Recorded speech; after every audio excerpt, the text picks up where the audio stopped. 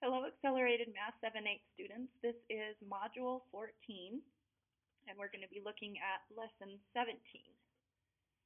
Let's take a look at it. All right, so the name of this lesson is The Line Joining Two Distinct Points of a Graph, y equals mx plus b, has the slope of m. That's the name of the lesson. I know, it's pretty crazy.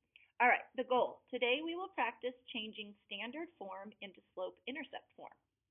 The question that I want you to remember during this lesson is, how do you determine the slope of a line if you only use the equation? All right, so things to remember. Give it a try. Standard form is 35x minus 7y equals 49. So we've actually kind of have a jump start on this lesson because I've already taught you how to change standard form into slope-intercept form, but let's officially review it. So we have 35x minus 7y equals 49. And what I want you to remember, because a lot of you have not been doing this, but I really would like to have you try to do this every time for consistency so that you make sure that you don't get the parts confused. Slope-intercept form is y equals mx plus b. That is what slope-intercept form is. So we're changing this equation into that. And lots of you, when you do it, you're not worrying about the order, which technically is okay as long as you're adding. But I really kind of want to become a stickler now, and I really want you to write the mx directly after the equal sign and then the plus b directly after the mx. So I really want you to be consistent about that. So what we have to do is we have to take our standard form equation that we have, and we have to rearrange it mathematically so that it looks like that equation up there. So in order to do that, we need y to be all by itself. So you've been practicing for a long time getting variables by themselves. It's called isolating the variable.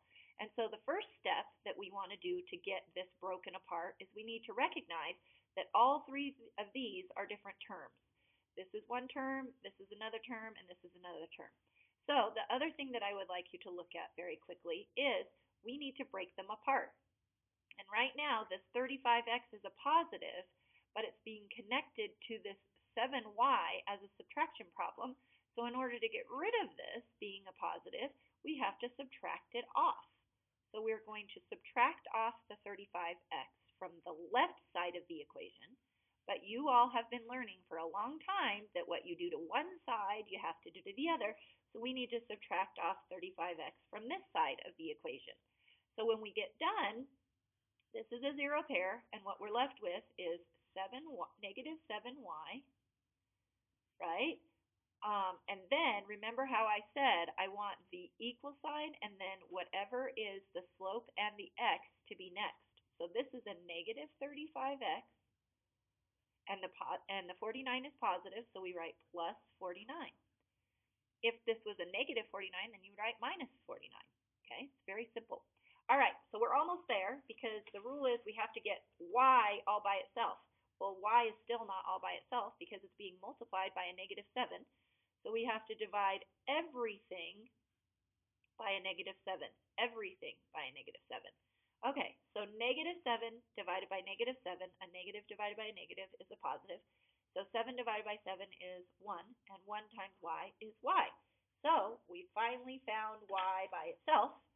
So we're now left with y, and then we have equals.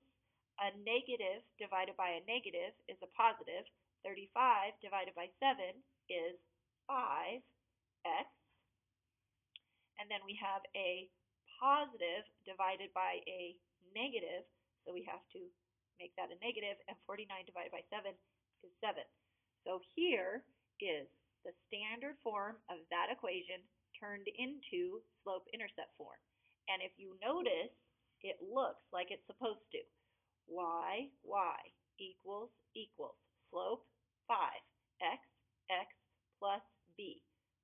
And so remember, subtraction is exactly the same as adding the opposite. So we have plus a negative 7, which will work. Okay? All right, so now the last step of doing this is to identify each of the values. So name the parts of the linear equation. The y value, that is right here. This is the y value. Let me use a different color so you can see it. So this right here is the y value. Okay. The slope, this is the slope. 5 is the slope. Okay. The x value, this is the x value. Okay. And the constant, or the b, is -7. So that's the b. Okay. And so if we were to graph this graph, it would be very, very easy to graph. I know it says it doesn't have to, but we want you to follow up and finish. Okay, to graph it, you have to remember that you always start with the B, and the B tells you where the line that you're going to draw crosses the y-axis. So this is telling me I have to go down 7, 1, 2, 3, 4, 5, 6, 7, and put a dot. Because this B tells me where it crosses the y-axis, and it's crossing at -7.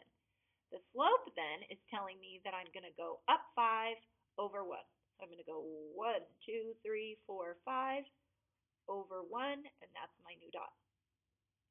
Okay, then I'm going to go up 5 from there. So 1, 2, 3, 4, 5, and I'm going to go over another one from here.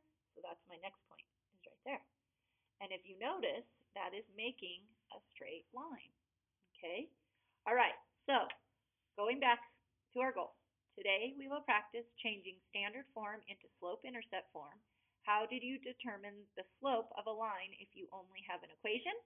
The answer to that question is you turn it into slope-intercept form and then you find your slope, because it's very easy, because the m is the slope. And what I'm going to be looking for in your class practice is you have to write it in this order. So you have to have y, then the equal sign, then the slope times x, plus the b. And if it's a negative, you just remember the rule of subtraction is the same as adding the opposite, just like this one did. We added the opposite. Okay? All right, kiddos, that's all I have for you today. Talk to you soon. Bye.